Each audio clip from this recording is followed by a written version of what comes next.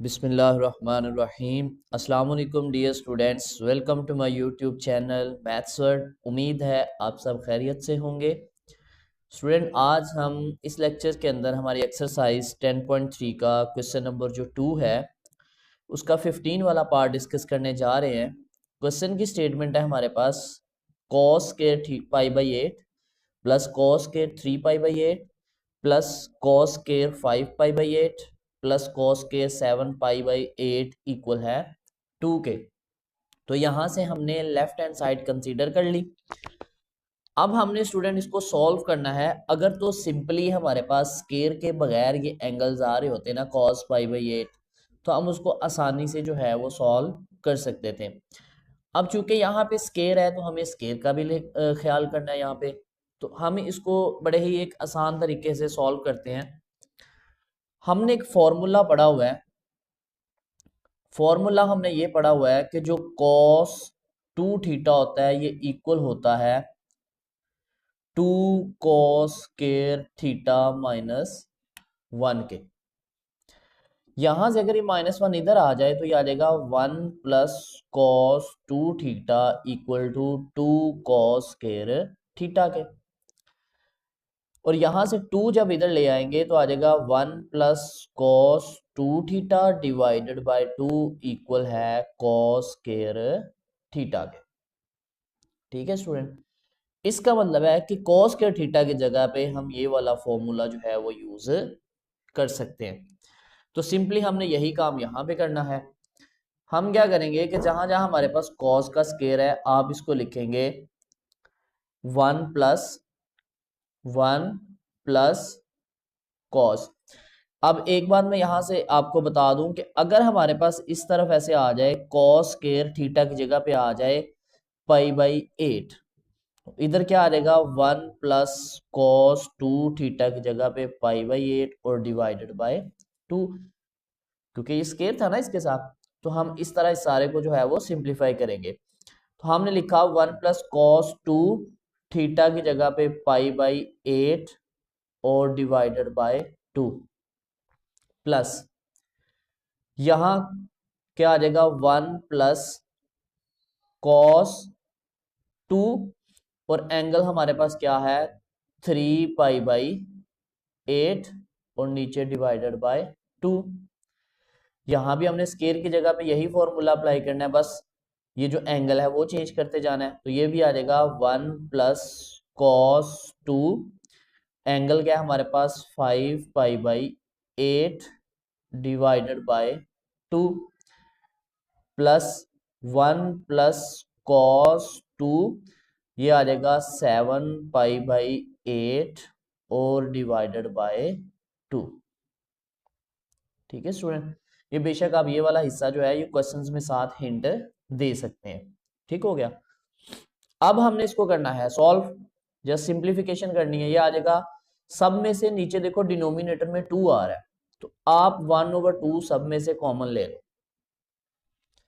ये आ जाएगा 1 प्लस यहां से 2 1 जा 2 2 4 जा 8, तो ये आ जाएगा cos pi by 4 plus 1 plus यहां पे 2 1 जा 2 2 4 जा 8, तो ये आ जाएगा cos 3 pi by 4 plus 1 plus cos, यहां भी ये 2 इसको कैंसिल करेगा तो 4 आ जाएगा, तो ये आ जाएगा 5 पाई बाई 4।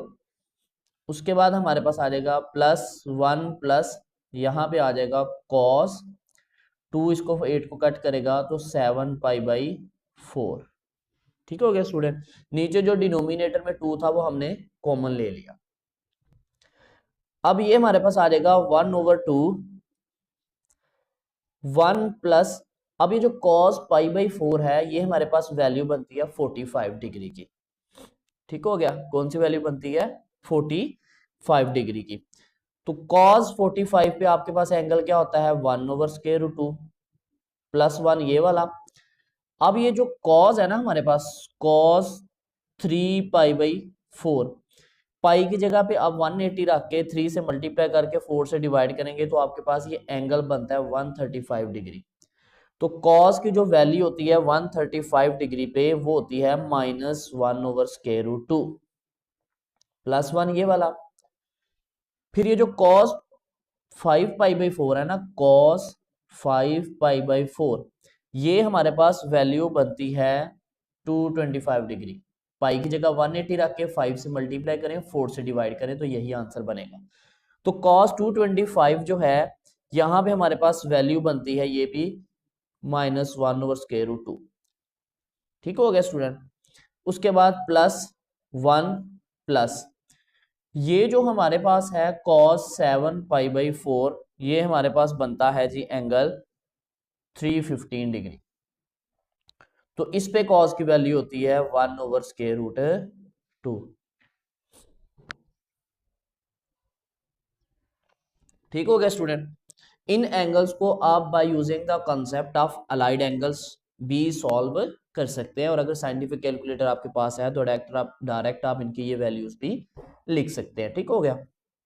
अब ये प्लस का माइनस का कैंसल, माइनस का प्लस का कैंसल, बाकी 1 1 1 1 कितने आ गए, ये 1/2 और ये आ गए 4। 2 1 जा 2, 2 2 जा 4। तो आपके पास आंसर था which is equal to right hand side, यही हमने प्रूफ करना था। ये था हमारे पास क्वेश्चन नंबर 2 का लास्ट वाला पार्ट। स्टूडेंट नेक्स्ट हमारे पास क्वेश्चन नंबर 3 है। 2 cos थीटा इक्वल है √2 + √2 + 2 cos 4 थीटा।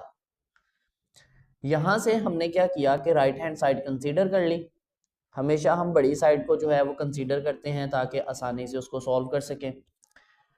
अब यहाँ पे अगेन आपके पास वही फॉर्मूला जो आपने ऑलरेडी पढ़ा हुआ है कि जो cos 2 थीटा है ये बराबर होता है 2 cos थीटा -1। यहां से ये माइनस अगर इस तरफ आएगा तो 1 + cos 2 थीटा ये इक्वल आ जाएगा 2 cos थीटा के। ठीक हो गया स्टूडेंट। अब इस फॉर्मूले की मदद से हम इस क्वेश्चन को सॉल्व करेंगे।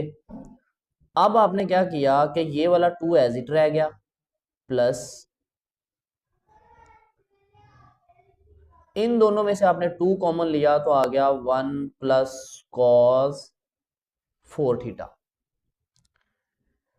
अब स्टूडेंट अगर देखिए यहां पे 2 थीटा है तो यहां पे 1 थीटा आता है, तो अगर मैं यहां पे कर दूं 4 थीटा तो फिर यहां पे क्या आ जाएगा, 2 थीटा आ जाएगा।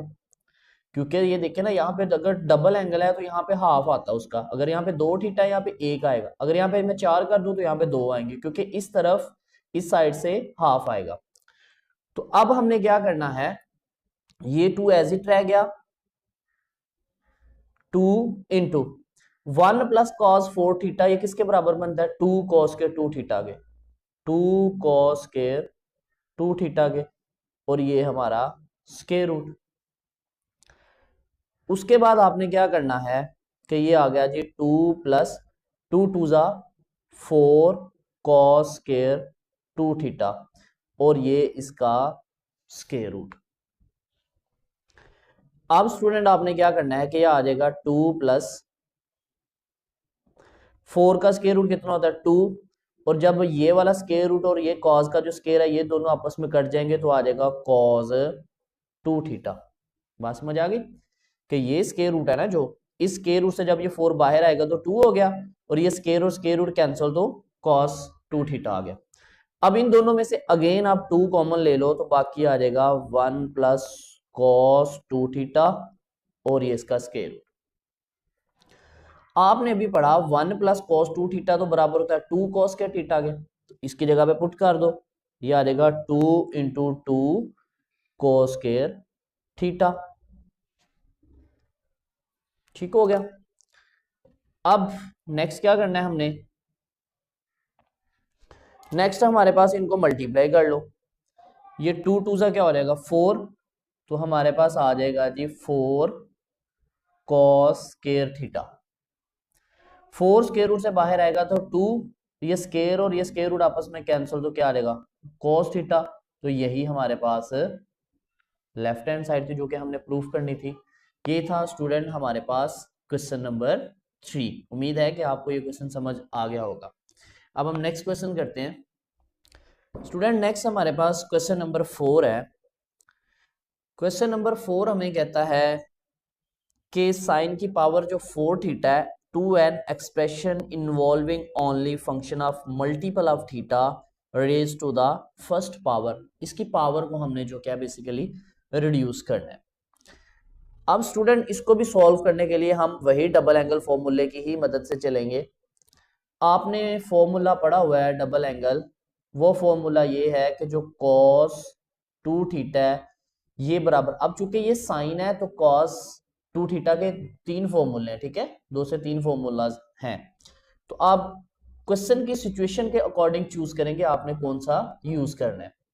अब पिछले क्वेश्चन से हमें cos से cos में ही रहना था तो इसलिए हमने cos वाला यूज किया। अब हमारे पास साइन है तो हमने वो फॉर्मूला यूज करना है जिसमें साइन आ रहा होगा। तो cos 2 थीटा का जो फॉर्मूला है वो हमारे पास है 1 माइनस 2 साइन स्केयर थीटा। अब हमने क्या किया कि यहां से अगर हम इसको इधर ले आए इसको उस तरफ ले आए तो हमारे पास 2 साइन स्केयर जो थीटा है ये बराबर आ जाएगा 1 माइनस कॉस 2 थीटा के। और जो साइन स्केयर थीटा है ये 2 इधर मल्टीप्लाई हो रहा है, इधर जाकर डिवाइड हो जाएगा तो cos 2 थीटा ओवर 2 ये फॉर्मूला बन जाएगा। इस फॉर्मूले को हम जो है वो यूज करेंगे। अब ये जो साइन की पावर 4 थीटा है आप इसको लिख लो साइन स्केयर थीटा और इसका स्केयर। अब इस साइन स्केयर थीटा की वैल्यू हमने ये निकाली हुई है, इसकी जगह पे वो पुट कर दें तो आ जाएगा आपके पास 1 minus cos 2 theta divided by 2 और होल का स्केयर। अब हमने स्केयर लेना है ऊपर वाली वैल्यू का भी नीचे वाली वैल्यू का भी। ऊपर जब आप स्केयर लेंगे तो आपके पास बन जाएगा 1 माइनस cos 2 थीटा इसका स्केयर और नीचे आपके पास 2 का स्केयर क्या आ जाएगा 4, क्योंकि जो स्केयर है ऊपर वाली वैल्यू का भी है और नीचे वाली वैल्यू का भी। यहां से आप 1 ओवर 4 जो है इसको ऐसे साइड पे कर ले, ये वाला जो है इस पे फॉर्मूला लगा दें a माइनस बी होल के स्केयर वाला। वो क्या होता है a का स्केयर साथ क्या आ जाएगा प्लस b का स्केयर यानी cos स्केयर 2 थीटा फिर माइनस 2ab तो ये आ जाएगा 2 cos 2 थीटा। ठीक हो गया स्टूडेंट। अब आपने क्या करना है, आपने करना ये है कि अगेन आपने यहाँ पे फॉर्मूला एक यूज करना है। वो फॉर्मूला कौन सा यूज करना है, वो अगेन हमने डबल एंगल फॉर्मूला जो है वो यूज करना है। वो फॉर्मूला हमारे पास क्या था, हमने पढ़ा कि जो cos 2 थीटा है वो बराबर होता है 2 cos स्क्वायर थीटा माइनस 1 के। अगर मैं यहां पे कर दूं cos 4 थीटा, देखो ना यहाँ पे 2 थीटा है यहाँ पे 1 है, अगर यहाँ पे मैं 4 कर दूं तो यहाँ पे क्या आ जाएगा cos square 2 theta minus 1, minus 1 इधर आ जाएगा तो 1 plus cos 4 theta equal to 2 cos square 2 theta. तो ये 2 इधर आ जाएगा तो इधर आकर डिवाइड हो जाएगा। तो इसका मतलब cos स्क्वायर 2 थीटा की वैल्यू होती है 1 प्लस cos 4 थीटा ओवर 2।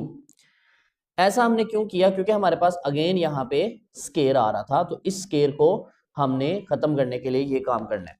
तो यहाँ पे हम ये फॉर्मूला यूज करेंगे तो हमारे पास आ जाएगा 1 ओवर 4 1 प्लस cos के 2 थीटा की वैल्यू ये है 1 plus cos 4 theta divided by 2 minus 2 cos 2 theta.